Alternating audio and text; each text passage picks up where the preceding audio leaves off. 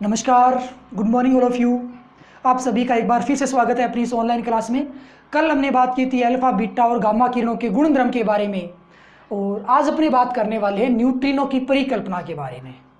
जब हमने बीटा क्षय को समझा था तो उसमें हमने एक कण को माना था न्यूट्रिनो, जिसको हमने कहा था एक ऊर्जा युक्त कण है जिसका विराम द्रव्यमान शून्य कहा गया, और उसके विपरीत हमने एक एंटी न्यूट्रिनो भी बोला था एक कण को लेकर के।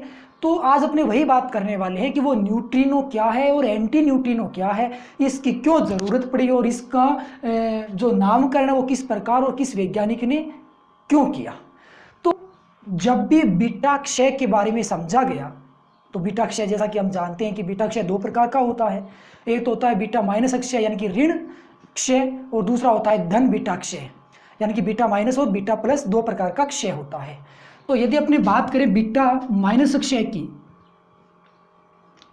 तो बीटा माइनस अक्षय की समीकरण के अंदर हम देखते हैं कि एक इलेक्ट्रॉन का निष्कासन होता है, और समीकरण किस प्रकार से लिखी जाती है, जैसे एक नाभिक है ZXE, ये एक अपने पास एक नाभिक हो गया।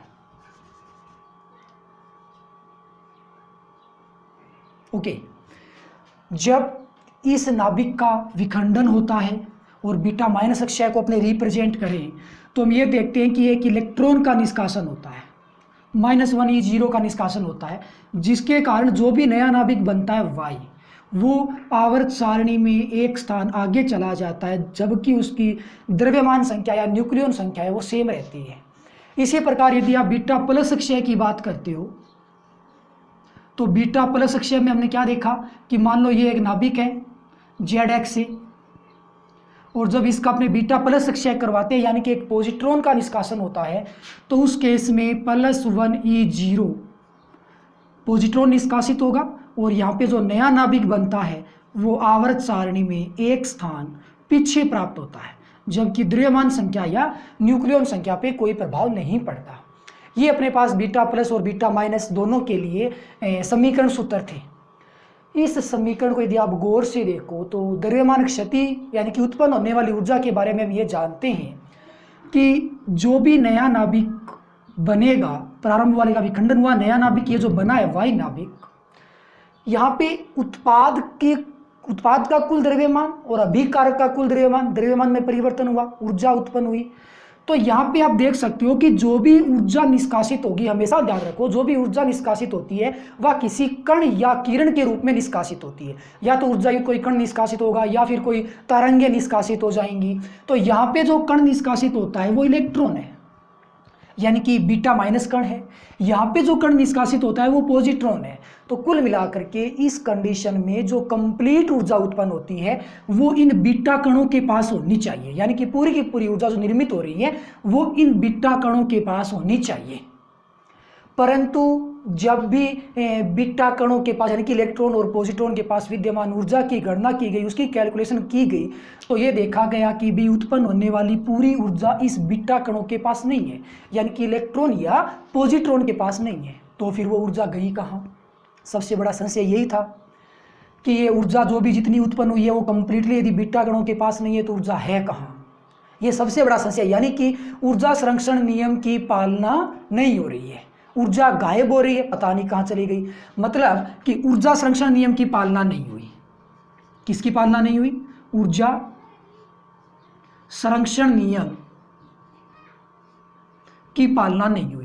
साथ में यह देखा गया कि संवेग संरक्षण, कोणीय संवेग और रेखीय संवेग, उनके बारे में भी जब अध्ययन किया गया कि पहले का संवेग और अंतिम संवेग, चाहे वो कोणीय संवेग हो चाहे वो रेखीय संवेग हो, जब उनका अध्ययन किया गया तो उनकी भी पालना नहीं हो रही थी। तो रेखीय संवेग की भी पालना नहीं हुई, रेखीय संवेग संरक्षण नियम, और साथ में कोणीय संवेग संरक्षण नियम।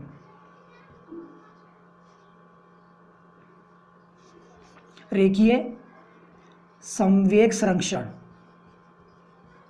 और इसी प्रकार कोणीय संवेग संरक्षण, इन तीनों ही नियमों की यहां पे पालना नहीं हुई। तो गड़बड़ कहां थी? परंतु यहाँ सबसे बड़ी समस्या ऊर्जा संरक्षण नियम को लेकर थी कि वो ऊर्जा कहाँ है। तो अनेक वैज्ञानिकों ने इसके ऊपर अपना अपना मत दिया, अनेक वैज्ञानिकों ने अपनी अपनी राय रखी, लेकिन उन सब में एक साइंटिस्ट था जिसका नाम था पाउली। कौन सा साइंटिस्ट? पाउली। पाउली ने अपना विचार रखा, जो कि सर्वसम्मति से सभी साइंटिस्टों के द्वारा माना गया, विज्ञान के द्वारा उसको माना गया।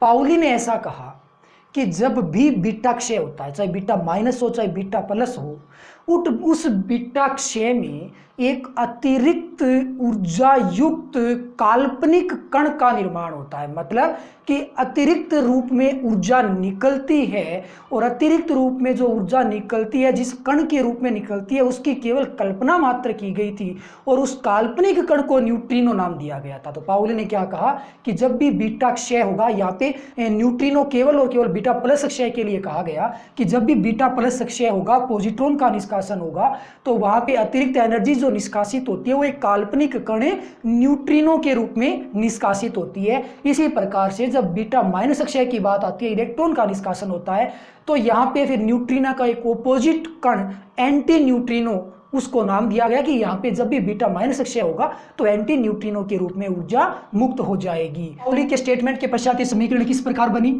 जैसे अपने पास बीटा प्लस क्षय है, तो बीटा प्लस क्षय को फिर किस प्रकार रिप्रेजेंट किया गया कि अपने पास जो नाभिक था ZXA, उसका जब विखंडन हुआ तो एक कण निष्कासित हुआ, कौन सा? पॉजिट्रॉन। उसके कारण एक नया नाभिक बना जो कि आवर्त सारणी में एक स्थान पीछे था, और उसके साथ में जो ऊर्जा मुक्त हुई थी वो निकली न्यूट्रिनो के रूप में। तो यहाँ पे एक नया कण न्यू यानी कि न्यूट्रिनो का जन्म हुआ, और ये जो कण है वो एक काल्पनिक कण कहा गया कि ऊर्जा निकलती है वो न्यूट्रिनो काल्पनिक कण के रूप में निकलती है। इसी प्रकार यदि आप बीटा माइनस क्षय को रिप्रेजेंट करो, तो पाउली के निष्कर्ष के पश्चात इस बीटा माइनस क्षय को किस प्रकार रिप्रेजेंट किया गया? ZXA, उससे एक कण निष्कासित हुआ इलेक्ट्रॉन, फिर एक नया नाभिक बना Z+1A, और यहाँ पे जो ऊर्जा निष्कासित होती है वो होती है किसके रूप में? एंटी न्यूट्रिनो के रूप में, जो कि न्यूट्रिनो का एक ओपोजिट है, जिनका विराम द्रव्यमान दोनों का ही शून्य होता है, और इनके पास जो भी ऊर्जा होती है वो बीटा क्षय के कारण प्राप्त होने वाली ऊर्जा होती है, और ये कण जो होते हैं वो काल्पनिक कण होते हैं। जब पाउली ने एंटी न्यूट्रिनो न्यूट्रॉनों के बारे में बताया, और उसके पश्चात जब ऊर्जा संरक्षण और रेखीय संवेग और कोणीय संवेग संरक्षण नियम के बारे में अध्ययन किया गया, तो ये देखा गया कि ये तीनों ही नियम अब यहाँ पे स्टिक पालन करते हैं अपने नियमों का, यानी कि ऊर्जा संरक्षण नियम की भी पालना होती है, रेखीय संवेग संरक्षण नियम की भी पालना होती है, और कोणीय संवेग संरक्षण नियम की भी पालना होती है। तो जितने भी विरोधाभास और मतभेद थे वो पाउली के नियम के साथ ही, पाउली के स्टेटमेंट के साथ ही खत्म हो गए। अतः न्यूट्रिनो और एंटी न्यूट्रिनो को सभी वैज्ञानिकों और विज्ञान के द्वारा सर्वसम्मति से मान लिया गया। तो न्यूट्रिनो की परिकल्पना या न्यूट्रिनो का आविष्कार क्यों हुआ? क्योंकि बीटा क्षय में ऊर्जा संरक्षण, रेखीय संवेग और कोणीय संवेग संरक्षण की पालना नहीं हो रही थी। इन सभी की पालना के लिए इन न्यूट्रिनो कण की कल्पना की गई, जिसका एक ओपोजिट कण है वो एंटी न्यूट्रिनो मान लिया गया। तो इनकी पालना करवाने के लिए ही एंटी न्यूट्रिनो का जन्म हुआ था, न्यूट्रिनो का जन्म हुआ था, और ये केवल और केवल पाउली के द्वारा प्रदान किया गया एक काल्पनिक कण था। तो ये था अपने पास न्यूट्रिनो और एंटी न्यूट्रिनो की अवधारणा को लेकर के। अब अपने बात करेंगे नाभिकीय अभिक्रिया की, कि नाभिकीय अभिक्रिया किस प्रकार होती है, और साथ में ये अपने इस न्यूट्रिनो कण के यदि गुण धर्म की बात करें, प्रॉपर्टी की बात करें, तो इस न्यूट्रिनो का जो विराम द्रव्यमान होता है वो शून्य होता है। अन्य प्रॉपर्टी की यदि बात करें तो ये एक काल्पनिक कण होता है। अन्य प्रॉपर्टी की बात करें तो इसके पास कोई आवेश नहीं होता, ये उदासीन प्रकृति का होता है, और इनके पास अपार मात्रा में ऊर्जा विद्यमान होती है, यानी कि एक ऊर्जा युक्त काल्पनिक कण होता है। तो इनके गुण धर्म के बारे में भी आपको ध्यान रखना है कि किस प्रकार का कण होता है, कैसे बिहेव करता है। तो ये था अपने पास न्यूट्रिनो की परिकल्पना। अब अपने बात करेंगे नाभिकीय अभिक्रिया के बारे में। तो नेक्स्ट अपने पास टॉपिक होगा नाभिकीय अभिक्रिया।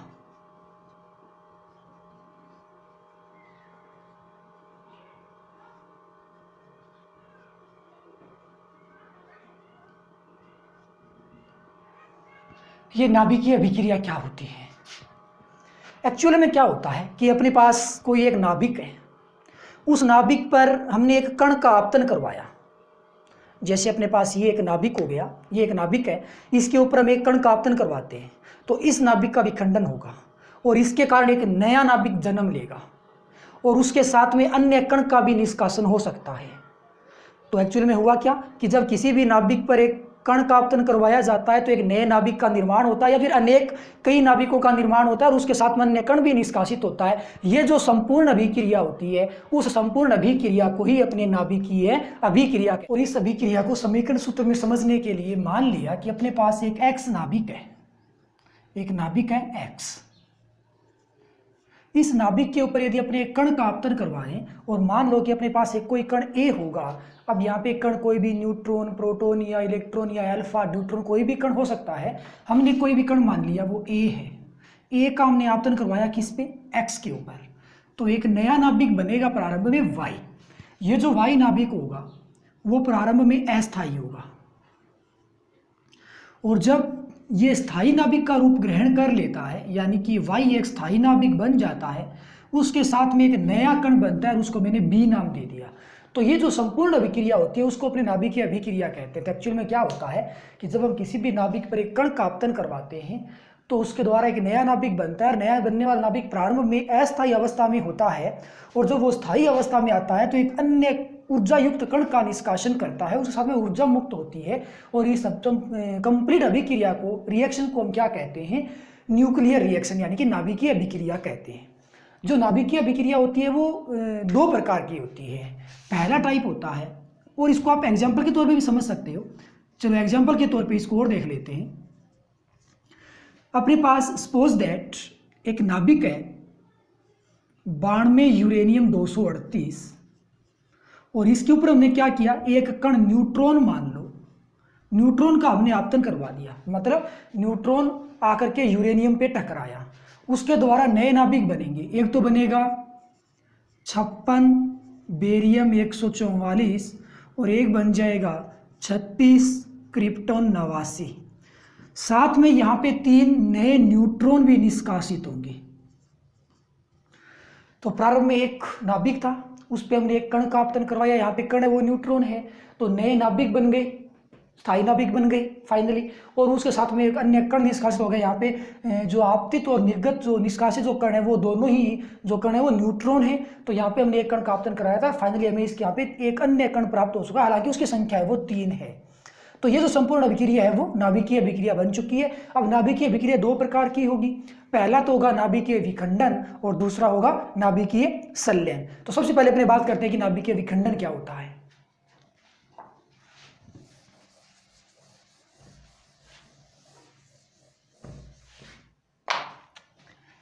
तो अपने पास पहली नाभिकीय अभिक्रिया होगी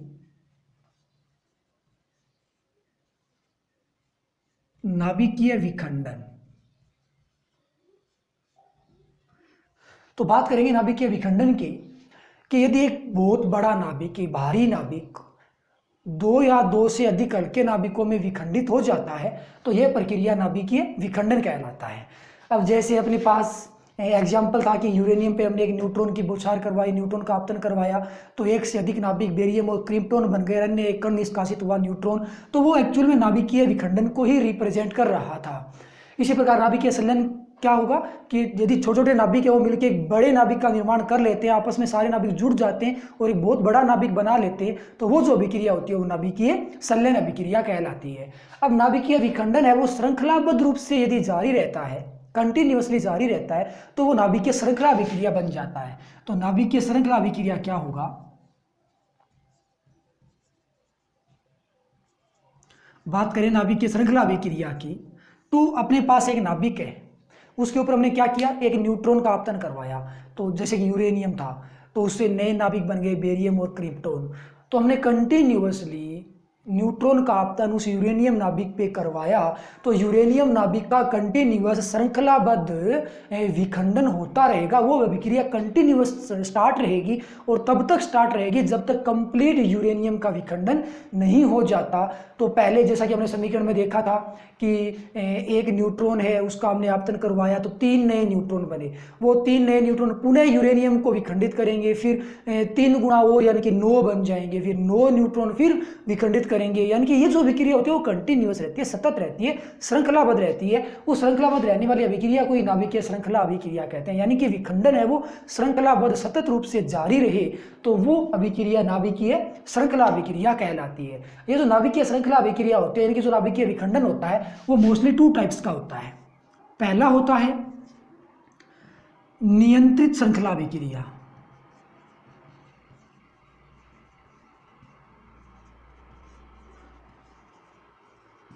दूसरा होता है अनियंत्रित श्रृंखला अभिक्रिया।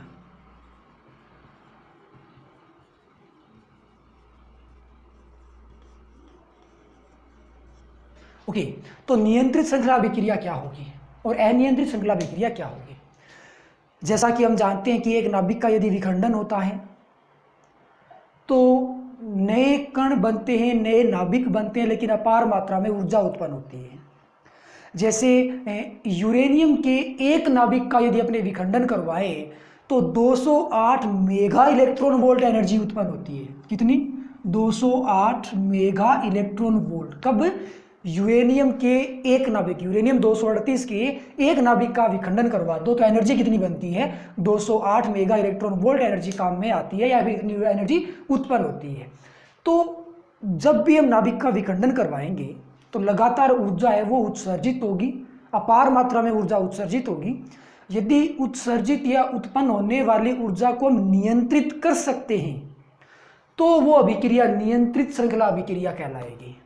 और यदि उत्पन्न होने वाली अभिक्रिया को अपने नियंत्रित नहीं कर सकते, मतलब जो भी ऊर्जा उत्पन्न हो रही है उस ऊर्जा को अपने नियंत्रित नहीं कर सकते, तो वो अभिक्रिया अनियंत्रित श्रृंखला अभिक्रिया बन जाती है। जैसे परमाणु बम है, एक बार उसमें विस्फोट हो गया तो विस्फोट होने के पश्चात वो अपना काम पूरा करेगा, वो तबाही मचाएगा। हम उसको बीच में नहीं रोक सकते। ऐसा नहीं है कि भाई रुक रुक रुक तबाही मत मचा, ऐसा नहीं होता है। उसने बार अपना काम शुरू कर दिया तो वो विस्फोट कंप्लीट अपना काम करेगा, वो तबाही मचाएगा ही। उसमें उत्पन्न होने वाली जो ऊर्जा होती है उस ऊर्जा को अपने नियंत्रित नहीं कर सकते। तो जो परमाणु बम की प्रक्रिया होती है वो अनियंत्रित श्रृंखला अभिक्रिया के अंतर्गत आती है।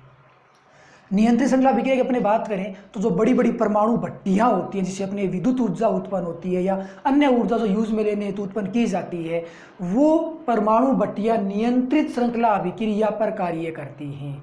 अर्थात उसमें उत्पन्न होने वाली ऊर्जा को अपने नियंत्रित रखते हैं, उसको कम या ज़्यादा सुविधा अनुसार किया जा सकता है। तो वो जो अभिक्रियाएँ होती है वो नियंत्रित श्रृंखला अभिक्रियाएँ होती हैं। तो परमाणु भट्टी नियंत्रित श्रृंखला अभिक्रिया पर कार्य करती है, जबकि परमाणु बम अनियंत्रित श्रृंखला अभिक्रिया पर कार्य करता है। तो नियंत्रित श्रृंखला अभिक्रिया हम किसे कहने वाले हैं?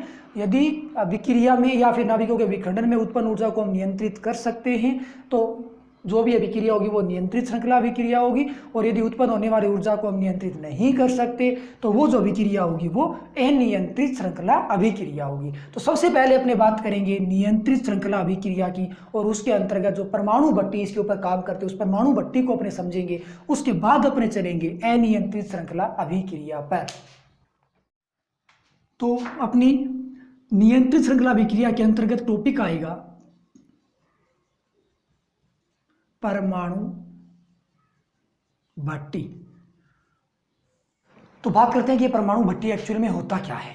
परमाणु भट्टी की संरचना में एक कंक्रीट सीमेंट से बनी हुई एक रुद्धोष्म दीवार होती है, एक मोटी दीवार होती है। रुद्धोष्म दीवार का मतलब कि अभिक्रिया के अंदर जो भी परमाणु भट्टी के अंदर जो भी अभिक्रिया हो रही है वो वातावरण के साथ रिएक्शन नहीं कर पाए, उसका आदान प्रदान है वो वातावरण के साथ टेम्परेचर का या जल का या जो भी है वाष्प का, तो उनका आदान प्रदान है। उसके लिए हमने एक रुद्धोष्म दीवार होती है मोटी सीमेंट कंक्रीट से निर्मित, और उसके अंदर जो भी रेडियो एक्टिव पदार्थ रखा गया है, जो भी परमाणु रखा गया है जिसका विखंडन होना है वो होता है यूरेनियम 235 या यूरेनियम 238। और वो जो ईंधन होता है वो छोटे छोटे छड़ों के रूप में विद्यमान होता है। तो उसकी संरचना कुछ इस प्रकार की होती है। तो इसकी संरचना में कुछ ऐसा सिस्टम होगा कि ये एक रुद्धोष्म दीवार होगी जो कंक्रीट सीमेंट से बनी हुई होगी, और इसके अंदर ये जो छड़ें होती हैं ये उस परमाणु के या फिर उस विस्फोट पदार्थ की होती है जिसका विखंडन होता है। और ये जो छड़ें होती है वो यूरेनियम 235 या 238 की होती है। अपने जो परमाणु भट्टी की बात कर रहे हैं उसकी संरचना की यदि अपनी बात करें तो उसकी संरचना में मुख्य 4 भाग होंगे। पहला भाग होता है ईंधन, दूसरा भाग होता है अवशोषक, तीसरा भाग होता है अवमंदक, और चौथा भाग होता है शीतलक। ये मुख्य इसके मोस्टली 4 पार्ट होते हैं। यदि अपने बात करें ईंधन की, तो ईंधन के रूप में यूरेनियम 235 या यूरेनियम 238 का उपयोग किया जाता है, और ये ईंधन यहाँ पे छड़ों के रूप में विद्यमान होता है। तो ये जो आपको छड़ें नज़र आ रही हैं वो यूरेनियम 235 या यूरेनियम 238 से निर्मित होने वाली छड़ें हैं। ओके, अब इस रुद्धोष्म दीवार के अंदर, इसके अंदर न्यूट्रॉन विद्यमान होते हैं। ये न्यूट्रॉन है। जब भी ये न्यूट्रॉन इसके ऊपर टकराएंगे यूरेनियम पदार्थ पर, तो वो यूरेनियम नाभिकों का विखंडन करेंगे। ये कुछ एक संख्या में इसमें न्यूट्रॉन हो गए।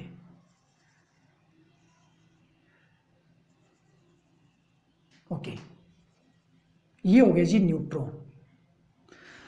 अब क्या होगा कि जब भी न्यूट्रॉन यूरेनियम से टकराता है तो उसके पीछे की एक आवश्यक शर्त होती है कि न्यूट्रॉन की गति है वो ज़्यादा नहीं होनी चाहिए, अन्यथा न्यूट्रॉन तेजी से आके टकराएगा और वो यूरेनियम नाभिक या यूरेनियम पदार्थ के अंदर समाहित हो जाएगा। ठीक उसी प्रकार से जैसे गिल्ली मिट्टी को अपने फेंक के मारते हैं दीवार पे और दीवार पे चिपक जाती है, ठीक उसी प्रकार से जब शक्तिशाली वेग से या तीव्र वेग से जब भी न्यूट्रॉन आता है यूरेनियम पदार्थ पे टकराता है तो वो यूरेनियम के अंदर समायोजित हो जाता है, समाहित हो जाता है, फिर वो यूरेनियम का विखंडन नहीं करवा पाता। तो न्यूट्रॉन यदि यूरेनियम का विखंडन करवाना चाहता है तो उसके लिए ज़रूरी ये होता है कि न्यूट्रॉन का जो वेग है वो थोड़ा कम होना चाहिए, वो आवश्यकता से ज़्यादा ना हो। तो फिर यूरेनियम जब भी विखंडन करवाएगा न्यूट्रॉन जब भी विखंडन करवाएगा यूरेनियम नाभिक का, तो नए न्यूट्रॉन बनेंगे। अब उनकी तो गतिज ऊर्जा, उनका वेग तो कितना भी हो सकता है, क्या पता कितना वेग हो सकता है कि आवश्यकता से ज़्यादा हो, तो उनको फिर हमें क्या करना होगा, कम करवाना पड़ेगा, उनका वेग कम करना पड़ेगा। और न्यूट्रॉन जब गति करते हैं उनका वेग कम करने के लिए हम अवमंदक का सहारा लेते हैं। किसका सहारा लेते हैं? अवमंदक का, यानी कि न्यूट्रॉन के वेग को कम करने के लिए जिस अपने पदार्थ का उपयोग करते हैं उसे हम अवमंदक कहते हैं। और अवमंदक के रूप में D2O यानी कि बाहरी जल का उपयोग किया जाता है। तो यहाँ पे इसके अंदर हमने भर दिया बाहरी जल यानी कि D2O। तो ये जो डैश डैश आपको नजर आ रहे हैं वो क्या होंगे? ये होगा D2O यानी कि बाहरी पानी या बाहरी जल। ओके, और ये जो डॉट रूपी ये बड़े डॉट आपको नजर आ रहे हैं वो क्या है? वो है न्यूट्रॉन। ओके, अब अपने बात करते हैं कि अवशोषक क्या होगा। तो अवमंदक के रूप में हमने किसका यूज किया? D2O यानी कि बाहरी जल का उपयोग किया। अवशोषक क्या होगा? एक्चुअली में क्या होगा कि जब एक न्यूट्रॉन यूरेनियम से टकराएगा तो 3 नए न्यूट्रॉन को जन्म देगा, फिर 3 नए न्यूट्रॉन फिर 9 न्यूट्रॉन को जन्म देंगे, फिर 9 न्यूट्रॉन 27 को जन्म देंगे, और 27 51 को। इसी प्रकार से न्यूट्रॉनों की संख्या लगातार बढ़ती जाएगी।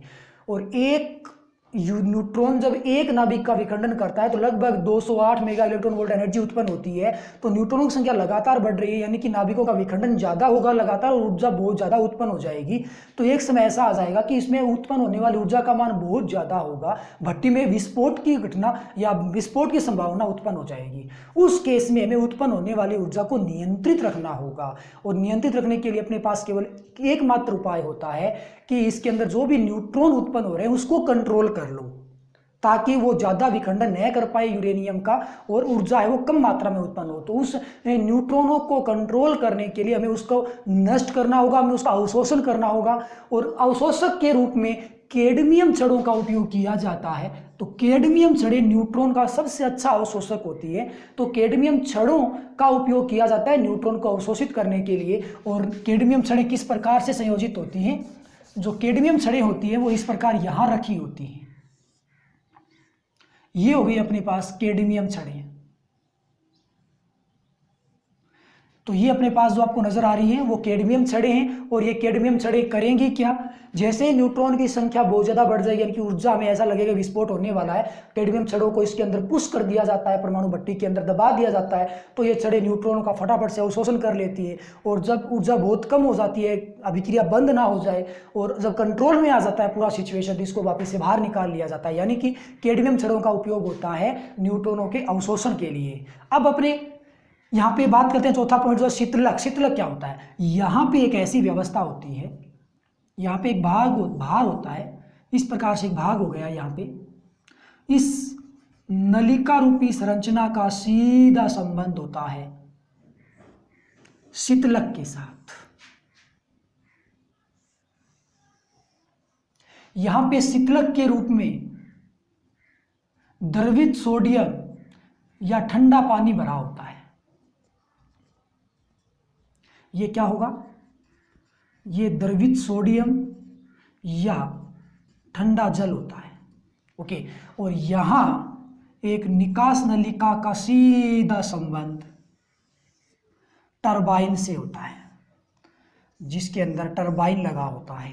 और टरबाइन का सीधा संबंध है वो डायनमो यानी कि विद्युत जनित्र वगैरह के साथ होता है। जब वो डायनमो घूमता है तो ऊर्जा उत्पन्न होती है। तो ये परमाणु भट्टी क्या काम करेगी? परमाणु भट्टी रासायनिक ऊर्जा को विद्युत ऊर्जा में परिवर्तित करने का काम करेगी। तो परमाणु भट्टी वह संपूर्ण स्ट्रक्चर होता है या व्यवस्था होती है जो रासायनिक ऊर्जा को विद्युत ऊर्जा में परिवर्तित करने का काम करती है। यानी कि इसके अंदर रासायनिक ऊर्जा होगी, उत्पन्न रासायनिक ऊर्जा होगी, और हमें कौन सी ऊर्जा मिलेगी? हम उस रासायनिक ऊर्जा को विद्युत ऊर्जा में यानी कि लाइट में कन्वर्ट कर देंगे।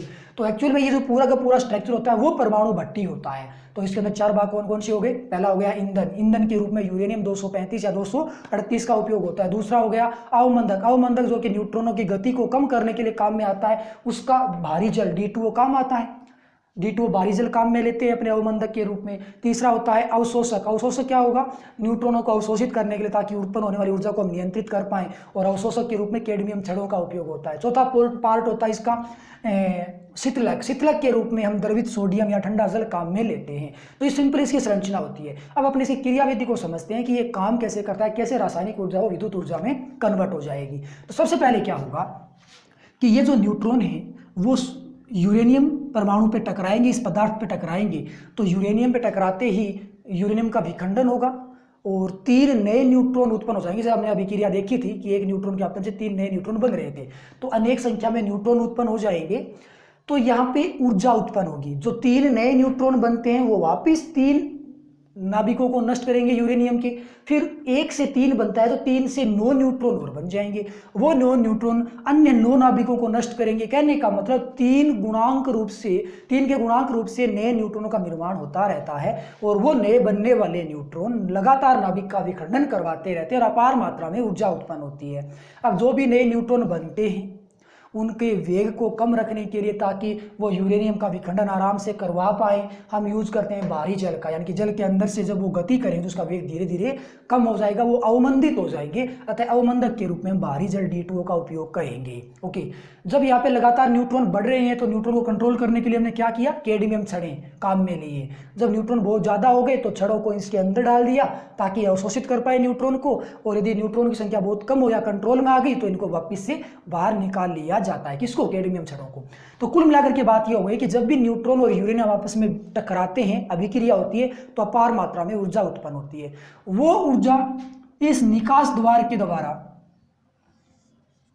द्रवित सोडियम या ठंडे जल पे आपतित करवाई जाती है। तो ये ठंडा जल गर्म होगा, भाप बनेगा, और यहां से जो भी भाप उत्पन्न होती है वो भाप जाती है किस पे? टरबाइन पे। फिर ये भाप टरबाइन को घुमाने का काम करती है। एक प्रकार से जब ये टरबाइन को घुमाएगी उत्पन्न होने वाली भाप, तो टरबाइन का सीधा संबंध होगा डायनमो के साथ, विद्युत जनित्र के साथ। और जब जब डायनमो घूमेगा तो उसके साथ में ऊर्जा उत्पन्न होगी, विद्युत ऊर्जा उत्पन्न होगी। अर्थात यहाँ पे जो ऊर्जा बन रही थी रिएक्शन के कारण, न्यूट्रॉन और यूरेनियम के रिएक्शन के कारण, वो रासायनिक ऊर्जा थी, और फाइनली हमें कौन सी ऊर्जा मिल जाती है? विद्युत ऊर्जा मिल जाती है। तो कुल मिलाकर के जो परमाणु भट्टी होता है वो रासायनिक ऊर्जा को विद्युत ऊर्जा में परिवर्तित करने का कार्य करता है। यहाँ पे इस स्ट्रक्चर में, इस टॉपिक में 1 नंबर का क्वेश्चन भी कई बार पूछ लिया जाता है कि भाई शीतलक के रूप में किसका उपयोग होता है, या फिर D2O का उपयोग क्यों किया जाता है, या फिर कैडमियम छड़ों का उपयोग क्यों होता है, या फिर अवमंदक या अवशोषक क्या होते हैं, किनका उपयोग होता है, कैसे ये काम करते हैं, इन सभी के बारे में पूछा जा सकता है। जरूरी नहीं कि ये पूरा बड़ा क्वेश्चन आए। हाँ, हो सकता है पूरा बड़ा क्वेश्चन भी मेन एग्जाम में आ जाए, और हो सकता है कि 1 या 2 नंबर का इसके बीच के अंदर से कोई भी पॉइंट निकाल के पूछ लिया जाए, तो आप इसका गहनता से अध्ययन करोगे। तो आज के लिए बस अपने इतना ही। कल बात करेंगे अपने किसी नए टॉपिक के साथ। तब तक के लिए बाय।